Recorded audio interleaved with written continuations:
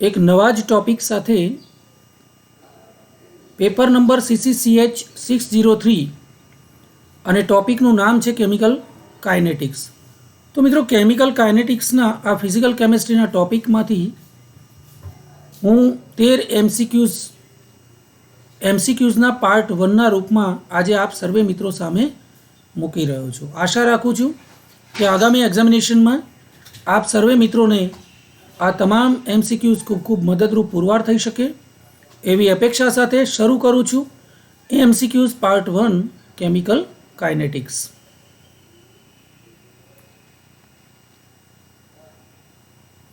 મિત્રો chemical કાઇનેટિક્સના MCQઝના part 1માં આજનો પહેલો ક્વેશ્ચન છે, સક્રિય જથ્થાના નિયમ પ્રમાણે રાસાયણિક પ્રક્રિયાનો વેગ પ્રક્રિયકોની સાંદ્રતાના ખાલી જગ્યા હોય છે. મિત્રો સક્રિય જથ્થાનો નિયમ છે ફિઝિકલ કેમિસ્ટ્રીમાં, આ રાસાયણિક ગતિશાસ્ત્રમાં. તો આ સક્રિય જથ્થાના નિયમ પ્રમાણે રાસાયણિક પ્રક્રિયાનો વેગ પ્રક્રિયકોની સાંદ્રતાના સમપ્રમાણમાં હોય છે, વ્યસ્ત પ્રમાણમાં હોય છે કે એના જેટલો જ હોય છે કે એક પણ નહીં. તો મિત્રો થોડી હિન્ટ જોઈ લઈએ આપણે. According to law of mass action, મિત્રો સક્રિય જથ્થાની વાત છે અહીંયા. માસ એક્શન, એક્ટિવેટેડ માસ, એના નિયમ મુજબ the rate of the chemical reaction is directly proportional to the product of the activities of concentration of reactant. મિત્રો પ્રોડક્ટ જે છે એ પ્રોડક્ટની જે પ્રક્રિયા છે, પ્રોડક્ટ બનવાની પ્રક્રિયા, એના એ પ્રોડક્ટ્સના કન્સન્ટ્રેશનના સમપ્રમાણમાં હોય છે. એટલે સમપ્રમાણમાં, પ્રપોર્શનલ ટુ, એટલે અહીંયા સક્રિય જથ્થાના નિયમ પ્રમાણે કરેક્ટ ઓપ્શન થાય છે એ સમપ્રમાણ. ક્વેશ્ચન નંબર 2, રાસાયણિક પ્રક્રિયામાં સમય સાથે પ્રક્રિયકોની સાંદ્રતા શું થાય છે? વધે છે, ઘટે છે, સરખી રહે છે કે એક પણ નહીં? તો સમયની સાથે રાસાયણિક પ્રક્રિયામાં થતું પરિવર્તન, typically reaction rate decreases with time. મિત્રો સમયની સાથે જે રિએક્શન રેટ છે, પ્રક્રિયાનો વેગ, રેટ ઓફ રિએક્શન, એ ઘટતો જાય છે. કારણ કે બીકોઝ રિએક્ટન્ટ કોન્સન્ટ્રેશન ડિક્રીઝિસ, પ્રક્રિયકોની સાંદ્રતામાં ઘટાડો થાય છે અને પ્રોડક્ટ જે છે, નિપજો, એની સાંદ્રતામાં વધારો થાય છે. ઓકે, તો સ્વાભાવિકપણે જ સમયની સાથે નિપજોની સાંદ્રતામાં વધારો થાય છે અને પ્રક્રિયકોની સાંદ્રતામાં ઘટાડો થાય છે. સો કરેક્ટ ઓપ્શન ઇઝ બી, ઘટે. ક્વેશ્ચન નંબર 3, રાસાયણિક પ્રક્રિયામાં સમય સાથે નિપજોની સાંદ્રતા. તો મિત્રો સમયની સાથે નિપજોની સાંદ્રતા જે છે, ડિસએપિયરન્સ ઓફ રિએક્ટન્ટ, પ્રક્રિયકોની સાંદ્રતામાં ઘટાડો, અને concentration of appearance of products, તો પ્રોડક્ટની સાંદ્રતામાં વધારો થાય છે. કરેક્ટ ઓપ્શન છે એ. મિત્રો ક્વેશ્ચન નંબર 4, રાસાયણિક પ્રક્રિયામાં સમય સાથે પ્રક્રિયાના વેગમાં શું પરિવર્તન થાય છે? પ્રક્રિયાનો વેગ વધે છે, સમય સાથે પ્રક્રિયાનો વેગ ઘટે છે, પ્રક્રિયાનો વેગ સરખો રહે છે કે એક પણ નહીં? તો સ્વાભાવિકપણે જ reaction rate decreases with time, કારણ કે પ્રક્રિયકોની સાંદ્રતામાં ઘટાડો થાય છે એટલે પ્રક્રિયાનો જે વેગ છે એમાં પણ ઘટાડો થાય છે. ઓકે, તો કરેક્ટ ઓપ્શન છે બી, સમયની સાથે પ્રક્રિયાનો વેગ ઘટે છે. ક્વેશ્ચન નંબર 5, રાસાયણિક પ્રક્રિયામાં પ્રક્રિયાનો વેગ એટલે નીચેનામાંથી કયો ઓપ્શન છે? પ્રક્રિયાનો વેગ આપણે ડિફાઇન કરવો હોય, વ્યાખ્યાન્વિત કરવો હોય તો કેવી રીતે કરી શકીએ? તો પ્રક્રિયાનો વેગ એટલે નિપજોની સાંદ્રતા સમય સાથે અચળ રહે છે, પ્રક્રિયકોની સાંદ્રતા સમય સાથે અચળ રહે છે, નિપજોની સાંદ્રતા સમય સાથે અચળ રહે છે, કે પ્રક્રિયકોની સાંદ્રતા સમય સાથે બદલાય છે કે એક પણ નહીં? તો મિત્રો કરેક્ટ ઓપ્શન છે સી, પ્રક્રિયકોની સાંદ્રતા સમય સાથે બદલાય છે. કહેવાનો મતલબ છે પ્રક્રિયકોની સાંદ્રતા સમય સાથે પ્રક્રિયા જેમ જેમ આગળ ચાલે છે એમ પ્રક્રિયકોની સાંદ્રતામાં ઘટાડો થાય છે અને નિપજોની સાંદ્રતામાં વધારો થાય છે. એટલે એકમાત્ર ખરો ઓપ્શન આ છે. ઓકે, નિપજોની સાંદ્રતા સમય સાથે અચળ રહેતી નથી પણ વધતી જાય છે. પ્રક્રિયકોની સાંદ્રતા સમય સાથે અચળ નહીં પણ ઘટતી જાય છે. એટલે સાચો ઓપ્શન છે સી, સાંદ્રતા, પ્રક્રિયકોની સાંદ્રતા સમય સાથે બદલાય છે, જેને પ્રક્રિયા વેગ તરીકે ઓળખવામાં આવે છે. મિત્રો, સમીકરણ દ્વારા મેથેમેટિકલી રાસાયણિક પ્રક્રિયાના વેગને નીચેનામાંથી શાના વડે દર્શાવાય છે? Minus dc by dt, dc by dt, minus dt by dc, minus dt into dc. તો મિત્રો, સ્વાભાવિકપણે જ હિન્ટમાં આપ જોઈ શકો છો the rate of disappearance of reactant. Disappearance એટલે અદૃશ્ય થવું, ઘટાડો થવો. કોનું? રિએક્ટન્ટ્સ. પ્રક્રિયકોની સાંદ્રતામાં ઘટાડો. Okay, minus delta concentration of reactants એટલે અહીંયા સી એટલે ડેલ્ટા તફાવત છે. So it is minus D C. D એટલે તફાવત અને રિએક્ટન્ટ કોનું? કન્સન્ટ્રેશન પ્રક્રિયકોનું. તો પ્રક્રિયકોની સાંદ્રતાનો જે તફાવત છે delta reactants upon delta T.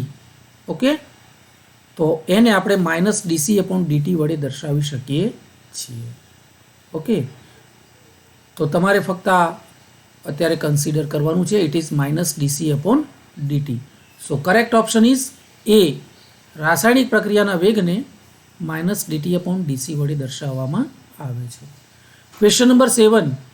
રાસાયણિક પ્રક્રિયામાં પ્રક્રિયા વેગ ડીસી અપોન ડીટીનું ઋણ મૂલ્ય શું દર્શાવે છે? મિત્રો, આ મૂલ્ય ઋણ કેમ છે? સમયની સાથે પ્રક્રિયકોની સાંદ્રતા ઘટે છે એટલે સમય સાથે પ્રક્રિયકોની સાંદ્રતામાં વધારો થાય છે, સમય સાથે નિપજોની સાંદ્રતા ઘટે છે કે એક પણ નહીં? તો બહુ જ સ્વાભાવિક છે, સમય સાથે પ્રક્રિયકોની સાંદ્રતામાં ઘટાડો જ થાય છે. The reaction rate or rate of reaction is the speed. એને એટલા માટે એને પ્રક્રિયાનો વેગ કહે છે at the which chemical reaction takes place. A negative sign is present to indicate that reactant concentration જે છે એમાં ઘટાડો થાય છે. એટલે કરેક્ટ ઓપ્શન છે એ. સમય સાથે પ્રક્રિયકોની સાંદ્રતામાં ઘટાડો થાય છે અને ઘટાડો થતો હોય તો એ માઇનસ સાઇનથી માઇનસ ડીસી અપોન ડીટીથી બતાવવામાં આવે છે. એટલે ઋણ મૂલ્ય જે છે એ ઘટાડો સૂચવે છે, પ્રક્રિયકોની સાંદ્રતામાં ઘટાડો સૂચવે છે. Then question number 8. નીચેનામાંથી કયું પરિબળ રાસાયણિક પ્રક્રિયામાં પ્રક્રિયાના વેગને અસર કરતું નથી? મિત્રો, અહીંયા એક જ પરિબળ એવું છે જે અસર કરતું નથી. તો પ્રક્રિયાના વેગને સાંદ્રતા અસર કરે જ છે, પ્રક્રિયકોની પ્રકૃતિ પણ અસર કરે જ છે. અહીંયા જોઈ શકો છો these are the factors which affecting the rate of chemical reaction. એમાં કયા કયા ફેક્ટર્સ છે પ્રક્રિયાના વેગને અસર કરતા? The concentration of reactant. Okay, પ્રક્રિયકોનું સાંદ્રતા. ધેન ટેમ્પરેચર, તાપમાન. ફિઝિકલ સ્ટેટ ઓફ રિએક્ટન્ટ, પ્રક્રિયકોની ભૌતિક સ્થિતિ એટલે પ્રકૃતિ, તો એ પણ છે. પ્રેઝન્સ ઓફ કેટાલિસ, ઉદ્દીપક, તો એ પણ છે. એનો મતલબ દબાણ એકમાત્ર ઓપ્શન એવો છે કે જે પ્રક્રિયાના વેગને અસર કરતો નથી. So correct option is D. Question number 9. પ્રક્રિયામાં ભાગ લેતા પ્રક્રિયકોની સાંદ્રતા જેમ વધે તેમ પ્રક્રિયાનો વેગ. સ્વાભાવિકપણે જ મિત્રો, પ્રક્રિયકોની સાંદ્રતા ઘટે તો વેગ ઘટતો જતો હોય છે. પ્રક્રિયકોની સાંદ્રતા જેમ વધતી હોય એમ generally increasing the concentration of reactant. પ્રક્રિયકોની સાંદ્રતામાં જો ઇન્ક્રીઝિંગ થતું હોય, વધારો થતો હોય, તો increasing the surface area of a solid reactant. મિત્રો, ઘન પ્રક્રિયકો જે છે એમાં પ્રક્રિયકોની સાંદ્રતામાં વધારો થવાથી એનો એક્ટિવ સરફેસ એરિયા જે છે એમાં વધારો થાય છે અને એ સરફેસ એરિયામાં વધારો થવાથી, બીજા શબ્દોમાં પ્રક્રિયકોની સાંદ્રતામાં વધારો થવાથી increasing the temperature of the reaction system will increase the rate of reaction. સ્વાભાવિકપણે જ પ્રક્રિયકોની સાંદ્રતામાં વધારો થતો હોય તો પ્રક્રિયાનો વેગ પણ વધવાનો જ છે. એટલે કરેક્ટ ઓપ્શન છે એ. Than question number 10. ધ્રુવીય અને આયોનિક અણુઓ વચ્ચેની પ્રક્રિયા ઘણી જ ધીમી હોય છે, ઝડપી હોય છે, કે ધીમી અને ઝડપી બંને હોઈ શકે, કે એક પણ નહીં. મિત્રો, ધ્રુવીય મોલેક્યુલ્સ કયા કયા? તો આ H2O જેવા ધ્રુવીય અણુઓ. આપ જોઈ શકો છો, એક પરમાણુ છે ઓક્સિજન, 2 હાઇડ્રોજન છે. ઓક્સિજન અને હાઇડ્રોજન વચ્ચે જે બંધ બનેલા ઇલેક્ટ્રોનની યુગ્મ છે એ ઓક્સિજન વધુ ઇલેક્ટ્રોનેગેટિવિટી ધરાવતો હોવાથી પોતાની તરફ ખેંચીલું રાખે છે. એટલે સ્વાભાવિકપણે જ H2નું મોલેક્યુલ પોલર બની જાય છે, ધ્રુવીય બની જાય છે. તો આવા ધ્રુવીય અણુઓ અને NaCl, Na+ અને Cl-, તો આવા આયનોના કારણે આયોનિક બોન્ડથી જકડાયેલા પદાર્થો NaCl. તો આવા જે પદાર્થો છે એવા ધ્રુવીય અને આયોનિક અણુઓ વચ્ચેની પ્રક્રિયા ખૂબ જ ઝડપી હોય છે. કરેક્ટ ઓપ્શન છે બી. મિત્રો, ક્વેશ્ચન નંબર 11. વિષમાંગ રાસાયણિક પ્રક્રિયામાં, જેમાં પ્રક્રિયામાં પ્રવાહી અને લિક્વિડ બંને સાથે હોય, પ્રવાહી અને વાયુ સાથે હોય, વાયુ અને ઘન સાથે હોય, અલગ અલગ સ્થિતિ, ભૌતિક સ્થિતિ ધરાવતા હોય રાસાયણિક પ્રક્રિયાના પ્રક્રિયકો, તો એને વિષમાંગ પ્રણાલી કહે છે.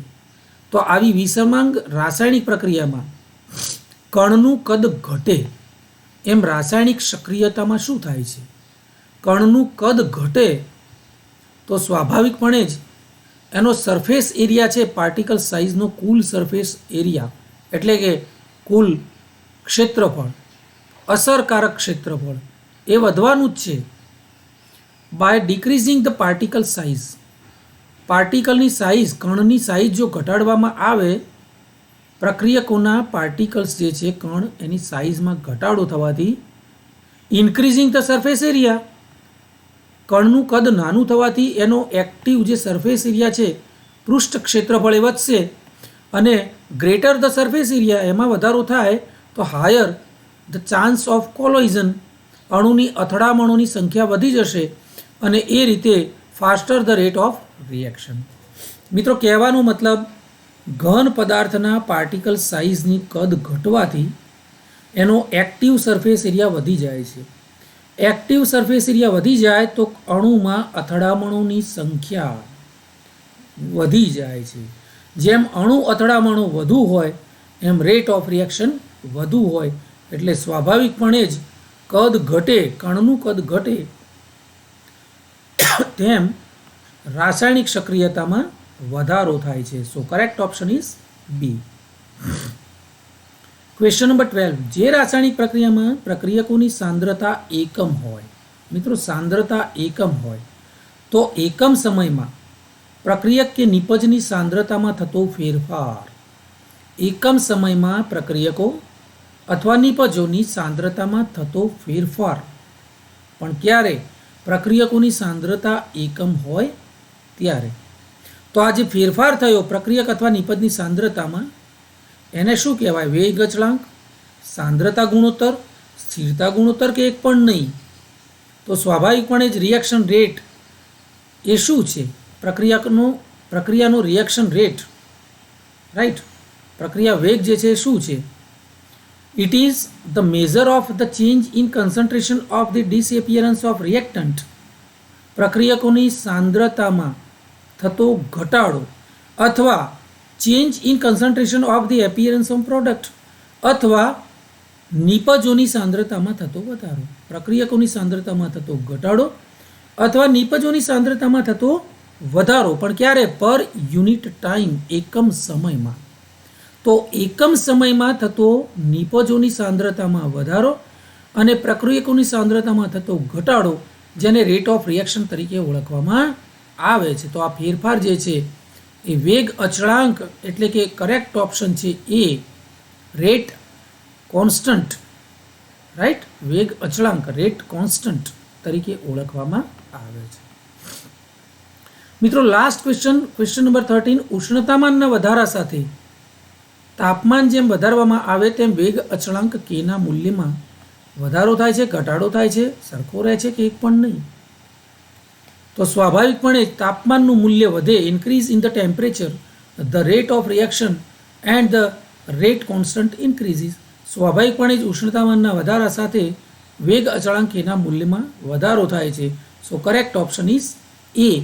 તો મિત્રો આ પ્રકારે વધુ 13 ક્વેશ્ચન સાથે મેં કેમિકલ કાઇનેટિક્સના આ ખૂબ જ અગત્યના એવા ભૌતિક રસાયણશાસ્ત્રના પેપરમાં જે એમસીક્યુઝ મૂક્યા છે, આશા રાખું છું કે આ એમસીક્યુઝ ખૂબ જ અગત્યના અને ખૂબ જ મદદગાર, માહિતગાર આપ સર્વે મિત્રો માટે બની રહે એવી અપેક્ષા સાથે આપ સર્વે મિત્રોનો ખૂબ ખૂબ આભાર. ધન્યવાદ.